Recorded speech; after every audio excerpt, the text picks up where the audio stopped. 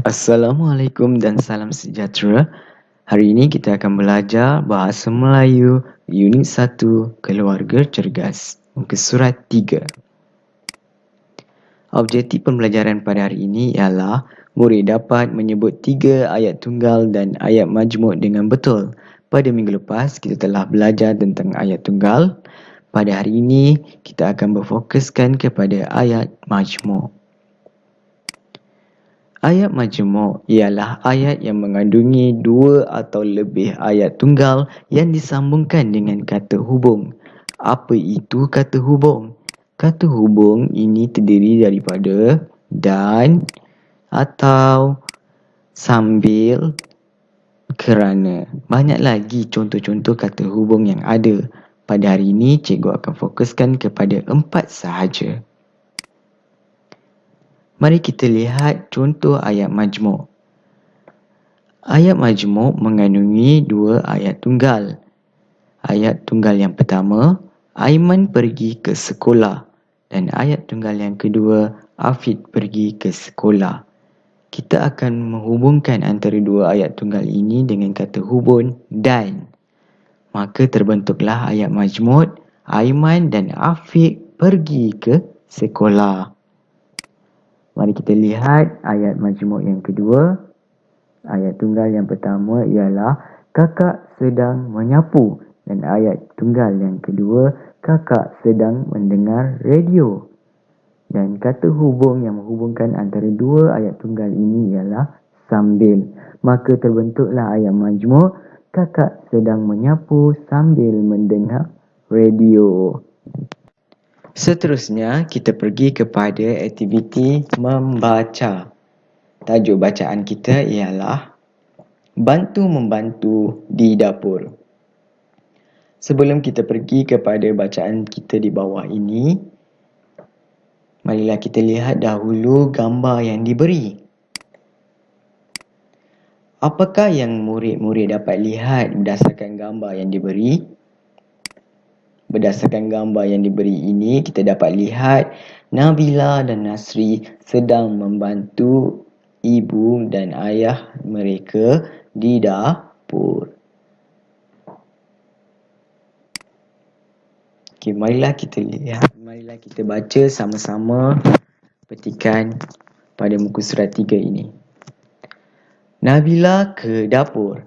Nabila melihat ibunya membersihkan ikan, daging dan sayuran yang baru dibeli. Encik Abdul Aziz pula membawa barang-barang kering. Nasri membantu ayahnya. Wah, segarnya sayuran dan ikan-ikan ini. Ibu sungguh pandai memilihnya, kata Nabila. Puan Zainab tersenyum. Nabila, kita mestilah makan makanan yang segar. Makanan yang segar mengandungi vitamin, kata ibunya. Mengapakah kita memerlukan vitamin? Tanya Nabila. Kita memerlukan vitamin kerana vitamin memberi kita tenaga. Vitamin juga menjadikan badan kita sihat. Minda kita pula akan cerdas, jelas Encik Abdul Aziz kepada Nabila sambil meletakkan barang-barang di atas meja. Setelah ibunya siap membersihkan ikan, daging dan sayuran, Nabila membantu ibunya menyimpan bahan itu ke dalam peti sejuk. Nasri pula menyusun bahan-bahan kering ke dalam almari. Cuba murid-murid cari beberapa ayat majmuk yang terdapat pada petikan ini. Okey, mari kita cari. Okey, di dalam petikan ini kita dapat lihat beberapa ayat majmuk. Yang pertama ialah Nabila melihat ibunya membersihkan ikan dan sayuran yang baru dibeli. Nabila melihat ibunya membersihkan ikan, daging dan sayuran yang baru dibeli. Kata hubung ialah dan. Okey, yang kedua, wah, segarnya sayuran dan ikan-ikan ini. Yang kedua, wah segarnya sayuran dan ikan-ikan ini. Kata hubung masih lagi dan. Okey, seterusnya ayat majmuk yang ketiga. Kita memerlukan vitamin kerana vitamin memberi kita tenaga. Kita memerlukan vitamin kerana vitamin memberikan kita tenaga. Kata hubung yang ketiga ini ialah kerana.